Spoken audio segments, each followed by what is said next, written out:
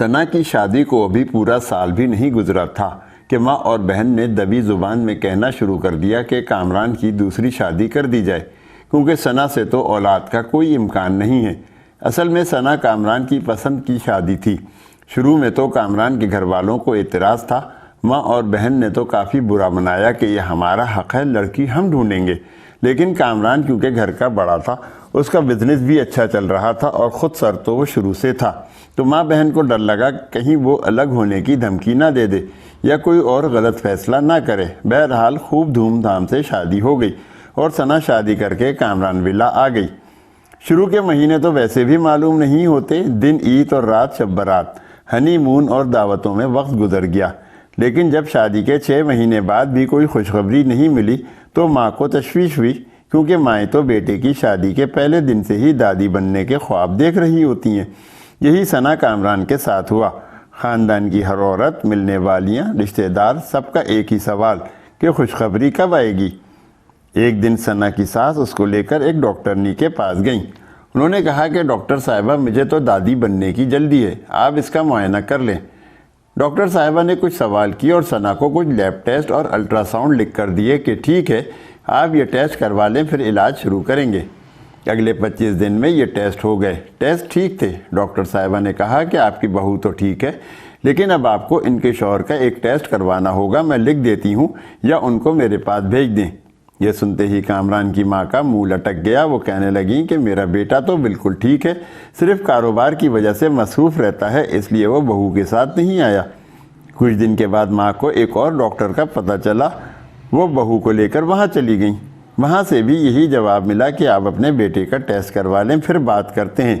جبکہ ماں کا خیال تھا کہ میرے بیٹے میں تو خرابی ہو ہی نہیں سکتی۔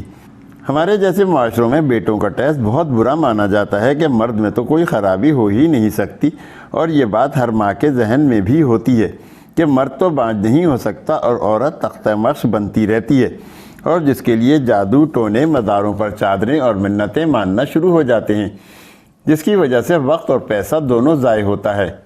اتفاق سے انہی دنوں اخبار میں ایک آرٹیکل شائع ہوا کہ مرد بھی بانجھ ہو سکتا ہے۔ ثنا نے چپ چاپ یہ اخبار کامران کے سامنے رکھ دیا اور آہستہ آواز میں کہا کہ ڈاکٹر نے آپ کے ٹیسٹ بھی بتائے ہیں، آپ یہ پڑھ لیں، پھر جو فیصلہ آپ کریں۔ کامران بھی وقت گزرنے کے ساتھ ساتھ پریشان تھا۔ وہ ٹیسٹ کے لیے تیار ہو گیا اور ایک اچھی لیبارٹری سے اپنا ٹیسٹ کروایا۔ اس ٹیسٹ میں اولیگو اسپرمیا تھا، جس کا مطلب ہے کہ کامران کے مادہ منویہ میں تولیدی جرثوموں کی تعداد معمول سے کم تھی، جس کی وجہ سے وہ اب تک باپ نہیں بن سکا، اور خوش قسمتی سے دیسی جڑی بوٹیوں میں اس کا شافی علاج ممکن ہے۔ ہمارے جیسے معاشروں میں اولاد کا ذمہ دار ہمیشہ عورت کو ہی قرار دیا جاتا ہے، جبکہ مرد عام طور پر معالج کے پاس جانے سے کتراتے ہیں، جبکہ عورتوں کو بھی دائیوں اور اخباری نسخوں کے حوالے کر دیا جاتا ہے اور مستند علاج سے بچا جاتا ہے۔ مردانہ اسباب: منی، سیال منوی اور سیمینل فلوئڈ، اعلیٰ قسم کی دھات جس میں بہت بڑی تعداد میں یعنی تقریباً 20 ملین پر ملی لیٹر سے زیادہ تعداد میں مردانہ تولیدی خلیے اسپرم ہوں، جس کے ساتھ ان کی شکل و ساخت بھی بہترین ہو اور ان کی حرکت کرنے کی صلاحیت یعنی آگے بڑھنے کی صلاحیت بہت اچھی ہو۔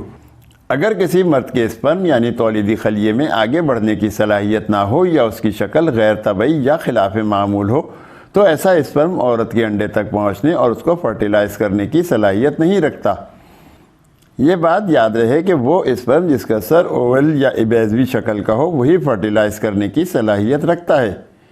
جدید طبی معلومات سے پہلے عام طور پر بانجھپن کا سبب صرف عورت کو خیال کیا جاتا تھا، لیکن اب تمام معالجین اس بات پر متفق ہیں کہ خواتین کی طرح مردوں کو بھی بانجھپن کی بیماری ہو سکتی ہے، اور تقریباً 50% کیسوں میں مرد ہی بانجھ ہوتا ہے۔